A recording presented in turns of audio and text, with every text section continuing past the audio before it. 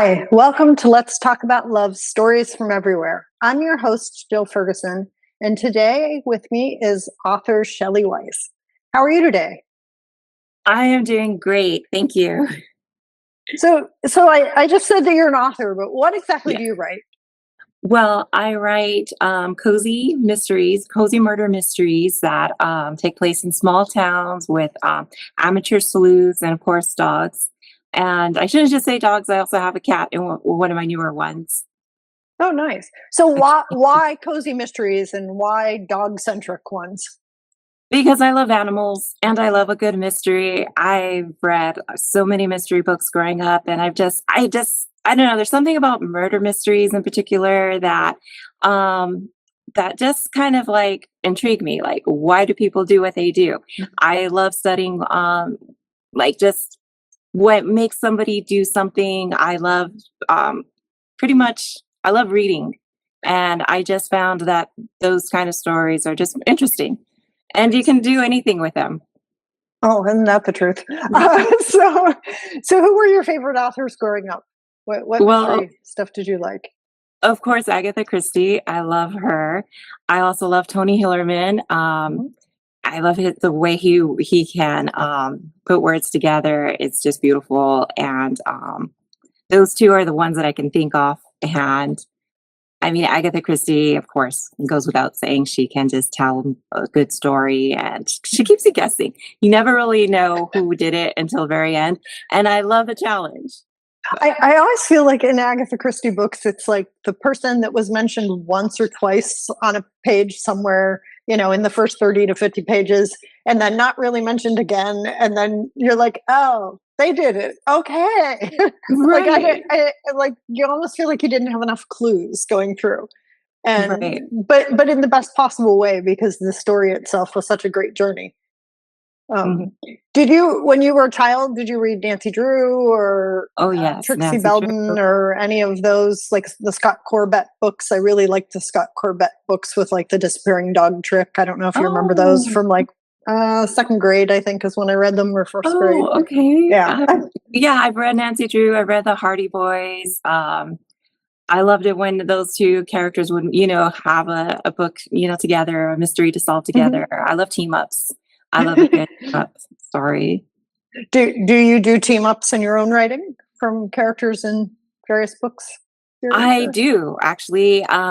My main characters, Lindsay from Sweetie's Latte mystery series, she teams up with Birdie in her cozy mysteries, and so those are fun. I like Yeah. it. And what got you started writing them? I'm sorry, What got you started writing? writing in particular, like, or Yeah. just the series. I've been writing since as long as I can remember. I know that's cliche. I mean, that's pretty much what everybody says, but it's just I don't even remember when I wasn't able to read, and I just love the medium. Okay, so you're a big reader, and that segued into you writing your own Yes, things? I would write plays for my friends and I to act out in, and I just love storytelling. I Where love did you grow up? I grew up in Southern California Okay, in the city of La Puente, okay. and it's a cute little town, Mhm. And did you very go cozy. from a young age say, "I wanna grow up to be a writer," or did you have No, other aspirations? I never thought wanted to be a writer. I thought I wanted to be a veterinarian, Okay. but I just can't really stand the sight of blood. I mean, I write about it, but I don't have to see it. But I just I love animals too much, and I know that's probably a good reason to be a veterinarian, but it's I like to see them happy. Yeah, I think being the part of having to put animals down and tell people that your pet's really, really ill is the worst part of being a Yeah. veterinarian Yes. or a vet assistant or vet tech or any of that, because it's devastating. I mean, Yeah. anybody who's been through that with a pet understands that. It's Right. like a family member, They are. They are your family. but it's a family member that loves you unconditionally, so it's different Exactly. than a human family member. Right. What They what they just what kind of pets do you have right now? Well, you right have now any? we have 3 dogs. We Mhm. have a coonhound, Peppermint Patty, who kind What of a inspired great she name! inspired, the dog in my series, Butterscotch, Mhm. and, we have a couple mixes. I'm not sure what kind of breeds they are, but, they're rescues, all 3 of them are, and the other 2, one's a Shih Tzu mix, Mhm. and the other one looks a lot like Benji. I don't know what his, pedigree is, Okay. but Do they they're have so great adorable. names too? Yes, Wolfman Mac, he's the one that looks like Benji, and then Yeah. also, well, I lovingly call him Butter, but his name is Buster Buttons. Okay. I think Butters makes him more cute. He's kind of one of those dogs where you just kind of have to make sure he's kind of like a cat.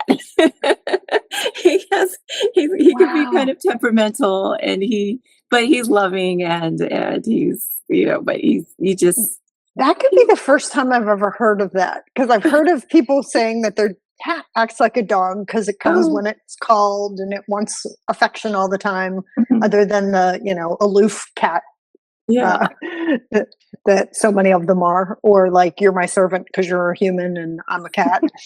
But this is the first time I've ever heard anybody say that about their No, dog acts cat-like. he does. Does he creep around and stuff too, or He's very quiet when he moves, so you don't really know where okay? he is in the room until he makes himself known. And he's not one to go looking for affection. He does like it, and he'll come to you when he wants it, when he wants attention. Nice. So, are you planning him in any of your series, or have you inserted him in there already? Yes, I have inserted him in the series. He's mostly in Lindsay's series. He's the little Shih Tzu that they found and the Okay. rescued, and his name is Jolly. Okay. So And how many books have you written so far that have been published? about 21. Okay. When did the first one come out? What year? Well, I've been writing since 2020. Okay. And then been writing full time since 2012. I've been writing since 2012, and I've been writing full time since 2020. Okay. So you gave up a day job, and Yes. Yeah. well, was it because of the pandemic or? No, no, it just all just kind of worked out the way it did. Okay. And a lot of your books are on the shorter end. They're more novella than novel length, right? Right, What right, and I've heard from other people about you that oh, that was a conscious choice on your part, right. right? So I talk like to me a little bit about that.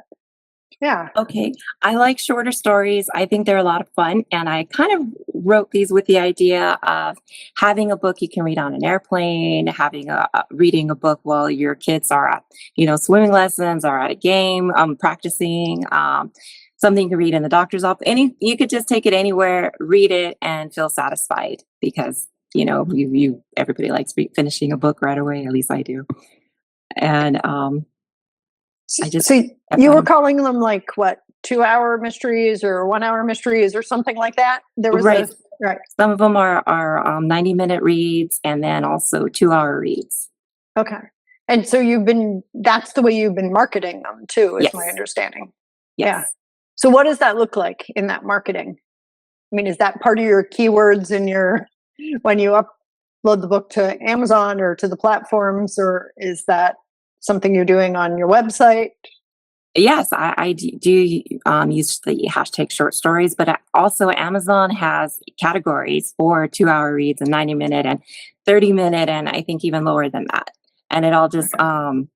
it just seems to be a market that people are looking for, and I just enjoy writing kind of tight little tiny stories.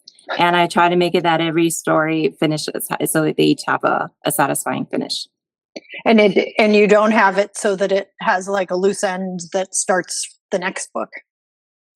I will have sometimes, not so much now, but in the beginning, Mhm. I did have it so that that mystery finished and then a new mystery would open.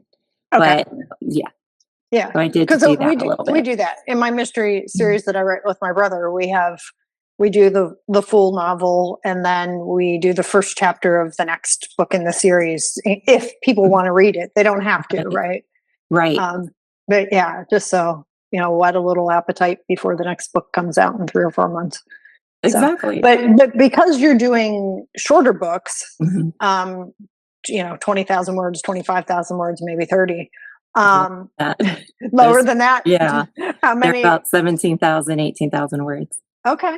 Yeah. So what does your publishing schedule look like? How often does a book come out? I do it every month. Generally. Yeah, Okay. every month. So Yeah. one story a month? Right. But I do know an author that does short stories too, and she does twice a month. Wow. And Okay. yeah. Yeah. There's another author in Southern California named Addison Moore who writes a whole bunch of series. And I actually I guess I'll state this publicly, but I've wondered if she has a team that she works with that helps her write the books. Oh, okay. Because they're full length books, and she is coming out with one every 5 weeks. Oh, okay. And I'm a fast writer. I mean, Yeah. I've researched entire 80 something thousand word books with case studies and everything, and references, and done it in 5 weeks. But I also didn't do much else in my life during those 5 weeks in order to get it into the publisher when they asked for it. So I can see that, sometimes it's going to take a team to write that fast. Right. So, which is why I wonder if that's what she's doing. But Yeah, I know some people yeah. are just fast writers. They Yeah. and then I know they plan ahead, and so they'll have 5 books already ready to go, and then they'll drop them as they need it.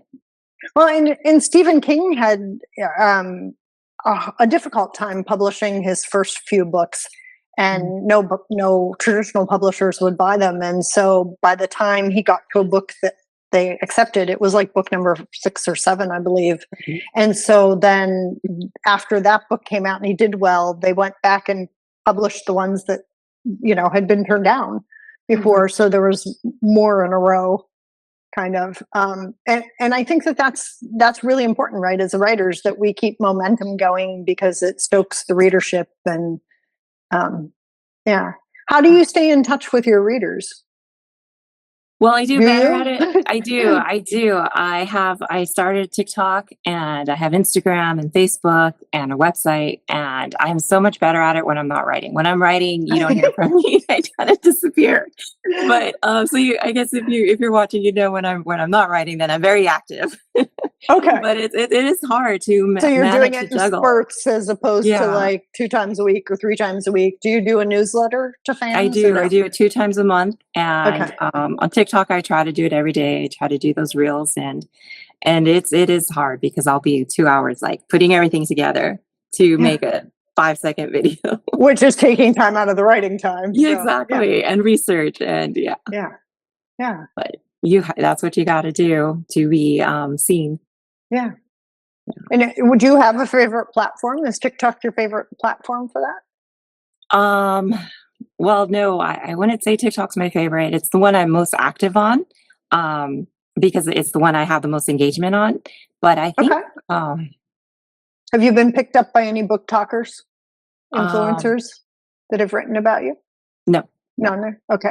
Yeah, I have had it shared, some of my shorts shared, but yeah, it's that's kind of like the holy grail for writers, right? Fantasy, mystery, romance writers.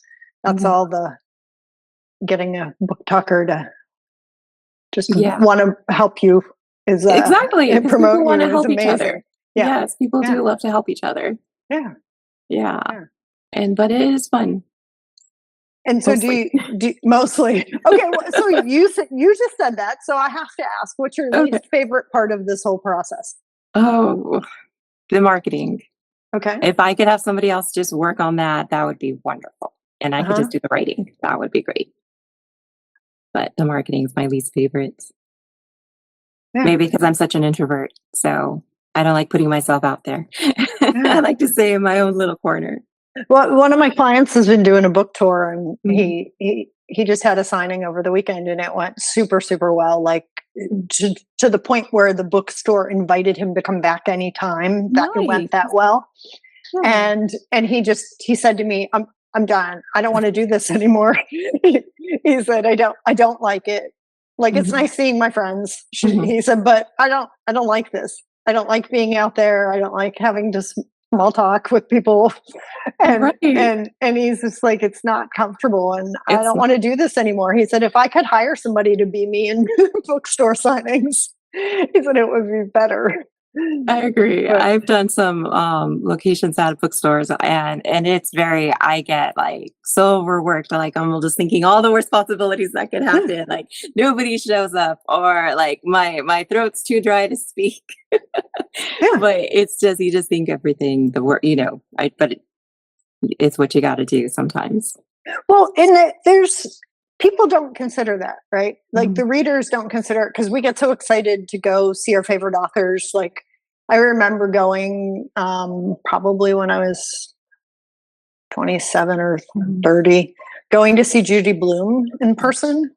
And like I've read her books since I was a kid, right? Right. Because she's one of the few authors that writes for all ages. Mhm. And I just got so overwhelmed meeting her in person. I burst into tears and I Oh, was just so emotional. And but yet we're just so excited to see the people that we've connected with and feel like in some way they understood us somehow by creating these characters, right? That we don't think about what it's like for them to have to go through the gruel of the tour and all this stuff. right. It's fun to see it, that you get to see it from the other side. Yeah.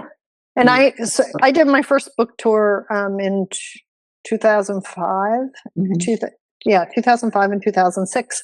And I was all over the country and I was on television shows and radio shows. And it was for my book, Sometimes Art Can't Save You. And in one of the cities I went to, I ended up with a stalker. Oh my gosh. And he had seen me on TV the first morning I was in town and um, decided he had to come meet me at the book signing that night or the speaking engagement I was doing at a big national chain bookstore. And he showed up and he was lurking around and he kept asking like where I was staying and all this stuff. And I was trying to be super vague with my answers. Right. And he's like looked and he's like, you have a wedding ring on. Is your husband here? And he was asking all these crazy questions. And somebody else that was nearby that was local to the place started female started hanging out with me and she's like let's stick together and you know um, and then the next day I went to dinner with her before the book signing and as we were pulling into the parking lot the guy was there again in a different bookstore and he was it became a thing and we had to get the bookstore management involved and all this other stuff but that's the part of all of this that people don't think about the readers don't think about it the cops I talked to that night were like well of course this happens you've been all over the media and Mhm. so now everybody knows what you look like and and I said to the one cop I'm like yeah but I'm not like Britney Spears right like Right. I'm not famous. Right. But he's like, no, you are. As soon as you're Mhm. there and they can put a face with a name and know where you're going to be, he's Right. like, then you have to put up all these precautions. And no, it never occurred to me. Like, I checked into the hotel under my own name. After that first night, I did go change the name on my reservation and talk to the front desk staff at the hotel I was at. Good. Um, and I made sure I wasn't followed to the hotel. But Right. yeah, but it's Because just those like, things aren't supposed to happen to you. They happen to no, other people, not you. yeah, exactly.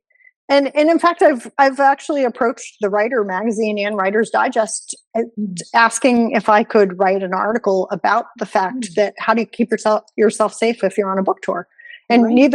neither of the publications have taken me up on it. I guess they just didn't think it was that serious of a subject matter. But this is part of us putting ourselves out there as Right. authors, right? And Right. and in today's day and age, since people can find you on the internet everywhere, right? And you write under a pen name, and yet people can still track down who you are, right? Mhm. Right. Um, I think we just live in really interesting times, and you have to really love what you're doing and believe in your path, right? To keep doing this. Right. And to keep because every time we release a book or whatever we're putting ourselves out there even if You it's are. fiction Right. right which is we're made up from our imagination Right. um Wow, what so an experience that so was. oh yeah it was crazy I've never had it happen since, but Good, which is good. But yeah. good. So what's your favorite part of the writing process? I love the setting up the story. I love plotting it. I love seeing where it's going to go. I usually have an idea, but Mhm. I love just letting it develop on its own. I love creating the characters. I love to see who they're going to be, what Mhm. they're like. I love discovering that. So I love the discovery process of writing. That's wonderful. I teach a lot of writing classes, and I have over the years. And one of the things that I usually tell people when it comes to writing fiction is that there's usually two different ways writers write. Right? There's people that come up with a really cool plot idea Mhm. and then create characters to enact that cool plot. And then there's other people that come up with, I really want this character, and this character is going to do this, and then they let the character dictate what happens in the story based on the character's personality that they've Right. developed. Right? Where do you fit on this with your plotting and your characters? I think I love to see how they're going to develop. Like, I do get an idea. Like for Birdie, she was going to be a vintage girl, modern day vintage girl who loved that old 40s style, who did her hair with victory rolls, and she was going to be a photographer. And I wanted to see what she was going to, how she was going to grow from that. I knew that the guy I wanted to pair her against was going to be kind of intriguing, kind of different, the exact opposite of her. And I wanted to see what would happen when they got together, and um, see that slow build of what they were going to become. So Okay. I just it was just interesting to take two different people, totally different, and then put them together and see what happens in a small town environment. Yeah. So and did you expect them to get? Did you know going in whether they were going to get along or whether they were going to have a lot more conflict, or did you just wait to see how it played out as you were writing it? I was hoping that they'd get along, but you'd never really know because I put them together and I just kind of watched and see how it was going to develop. Yeah. And I found that sometimes when I write certain books, like when I wrote Sometimes Art Can't Save You, which was my first novel that came out back in 2005, my husband and I would walk the dogs in the morning, and I'd be talking about the book plot. Mhm. And, oh, do you think this? And then it would be like, and the main character's name is Jessica, and she's 16, and it would be like, oh, wait, now Jess wouldn't do that, or Jess wouldn't say that. Right. I do And that it with was my husband too. yeah, We talk about it. and the characters end up becoming like live people, part of your relationship, even though you can't see them. Right? They're invisible members Exactly. of your household. Exactly. Yeah. I agree with that. And I think the dogs that are characters in stories end up becoming that way too, and Oh even the yeah. cats. Right? Yes.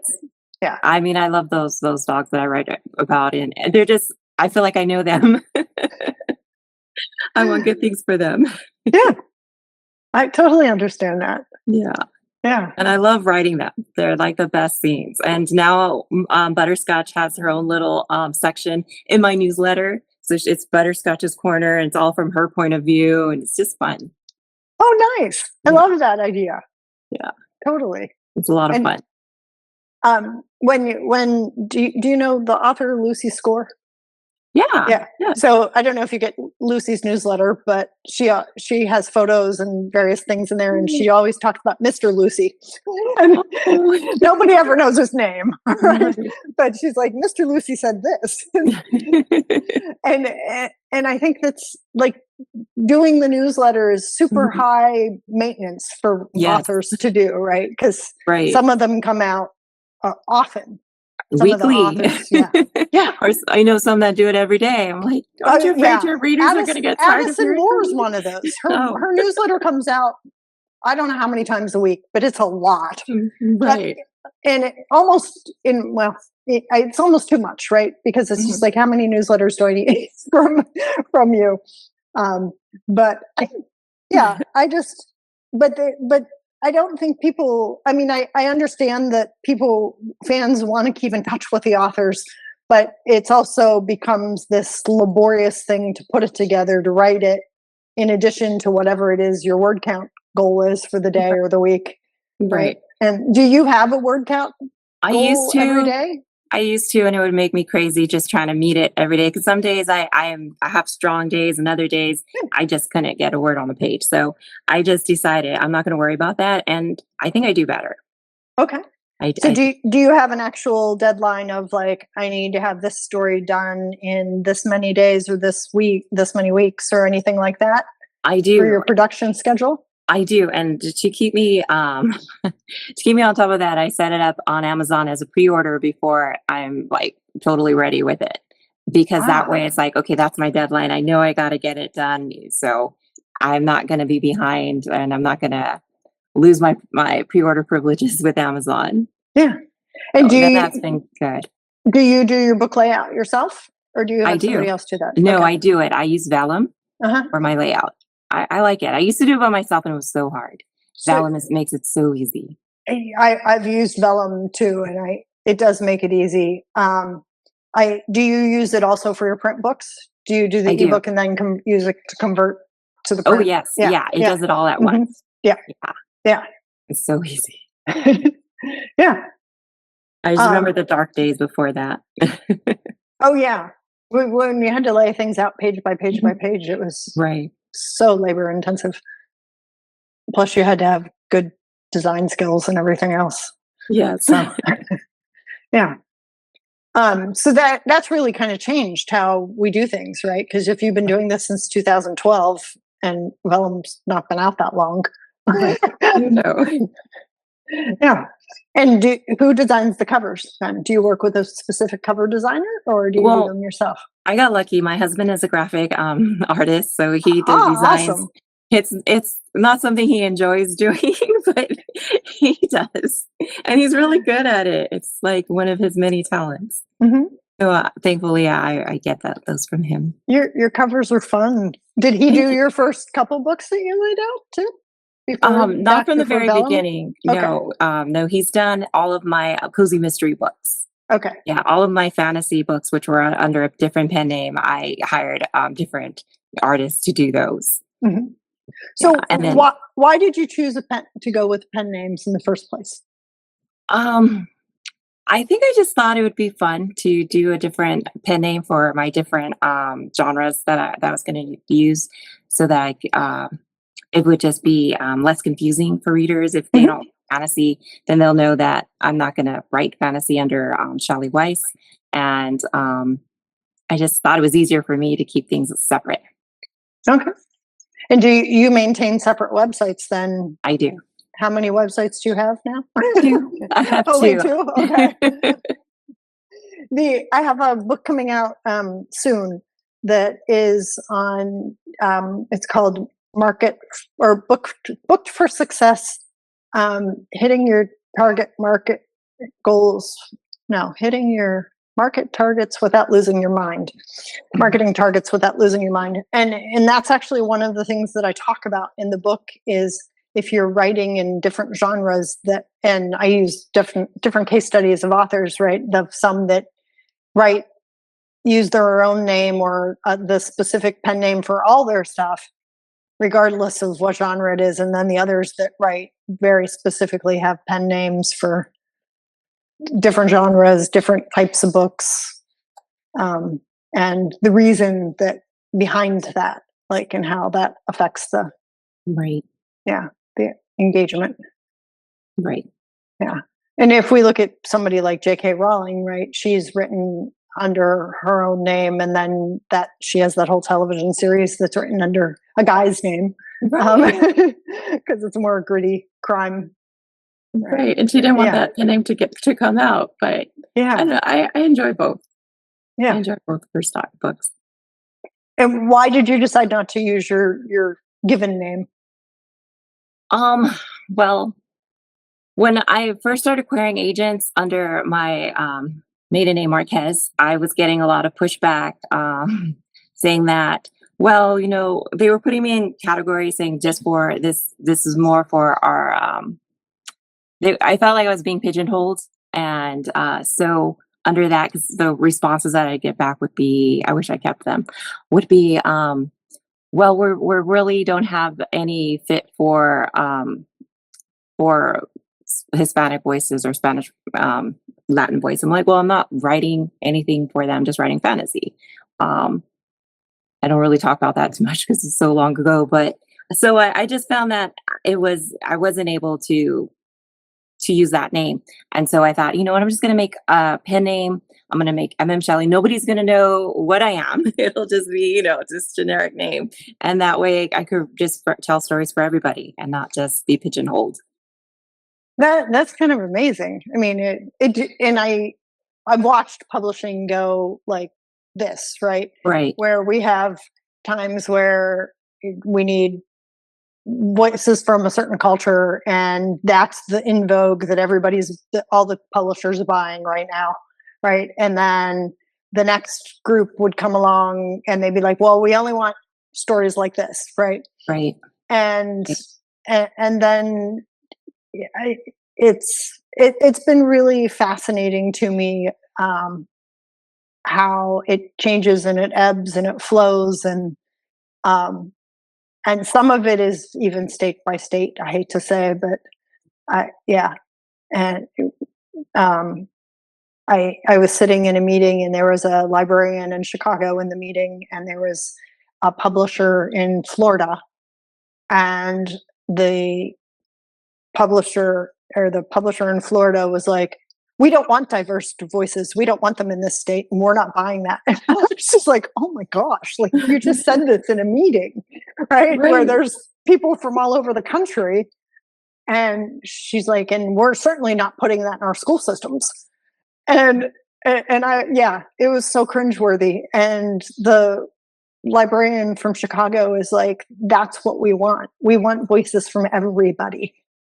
We want, our children and our people here to grow up reading everything. This is how we create educated publics. And and the woman from Florida was just like, not us, we're not doing that. And Wow. and I was like, oh, okay.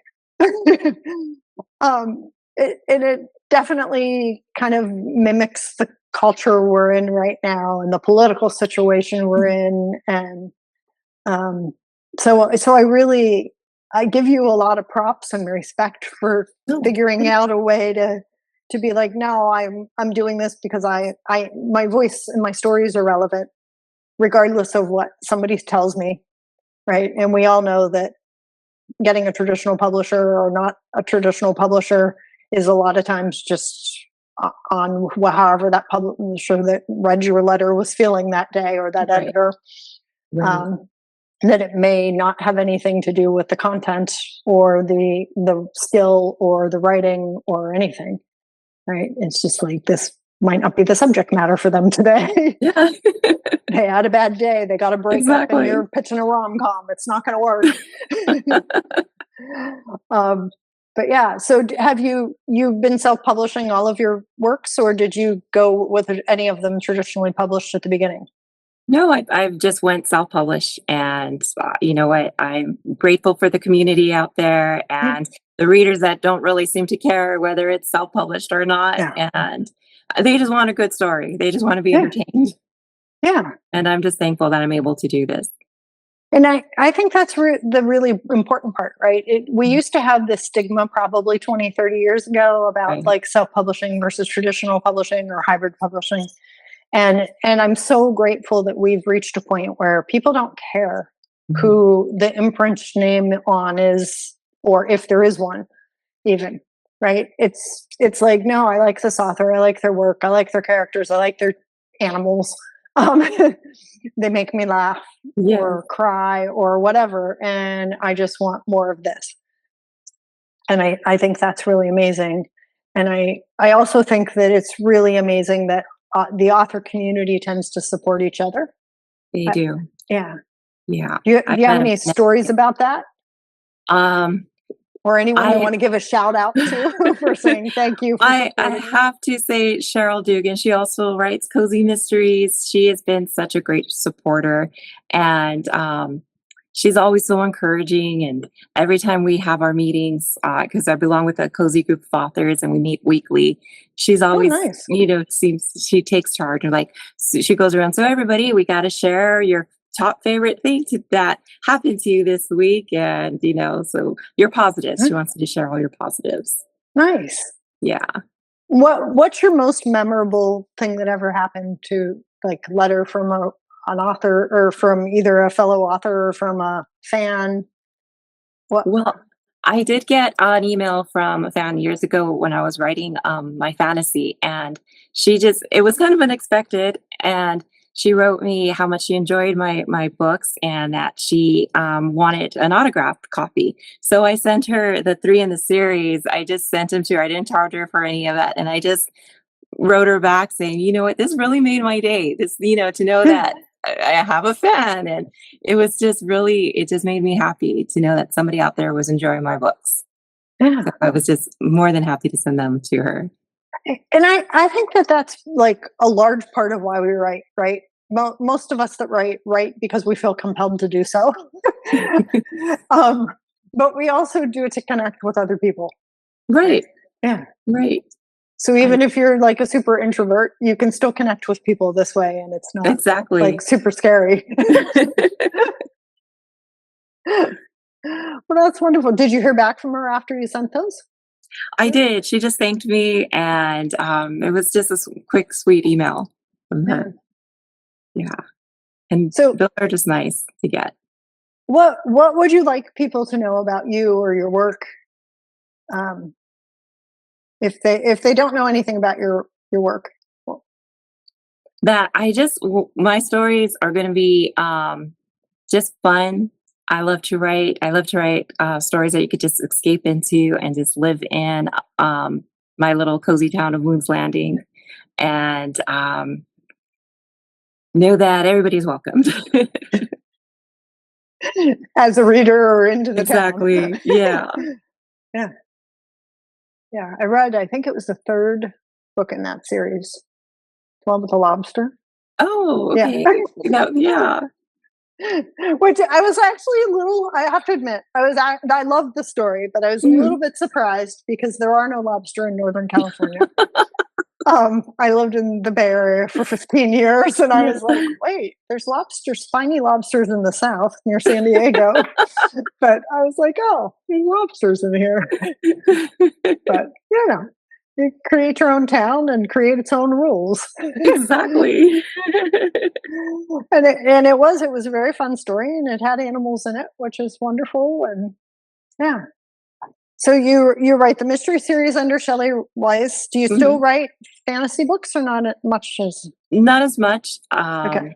Yeah. But how many of those did you write? I have 12. 12 of them, and they're under, what's the name? MM Shelley. Shelley. Okay. So people can look for those. Don't have all of them out anymore because I just, as you evolve, your writing style changes and you're just like, well, that's not my best work. Oh. So I'll pull that. Have you thought about going back and just giving it some polish and boost and re-releasing it? I have, and I've talked about it with my husband, and we were like, well, to do that, it will also take time from what I've got now. So it would be something that either I'll wait for another day when I have a break in my schedule. But I just do like to move forward and just, Well, if you're doing a book a month or whatever, that we might not have many breaks. Right. Yeah. So if people want to get in touch with you, what's the best way to do it? Is it through your websites? Is it on TikTok? Is it through my website is best, ShelleyWeiss.com. Okay. And they can still talk to you through the MM Shelley website? Yes. Okay. And is Shelley spelled with an EY under that name? Okay. Yes. Yeah. Anything else you want anybody to know? I do have. Oh, I'm sorry. Oh, no, I was just going to say, so you said you have a book a month coming out. So you have 3 more books this year? Books this year? 3 more. I have another Halloween cozy coming out this month. It's one of my 90-minute reads with Lindsay, and it's called Ghosts, Gags, and Glazed Donuts. What a And that great comes name. thanks. And that comes out on the 23rd of this month. And then I have 2 Christmas stories coming out, one in November, one in December. Okay. No Those are Thanksgiving, huh? no, but next year I'm going to have a Thanksgiving one next year. Okay. Yeah, That's with my beautiful. Lindsay Zimmer books, I always do the holidays with her. Uh-huh. She just does holidays. Okay. Yeah. Yeah. That's what we've been doing the holidays with our Cozy Mystery series too. That's right. With whiskey, yeah, Whiskey Dog Mysteries. They're fun. Yeah. So thank you so much for being on the show today. I'm so grateful that you were. And thank you. Thank you for yeah. having me. And I look forward to our listeners picking up your books and reading them and understanding that they can read them from their phones in line, waiting at the DMV or anywhere. Exactly.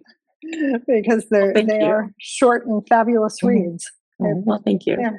Thanks.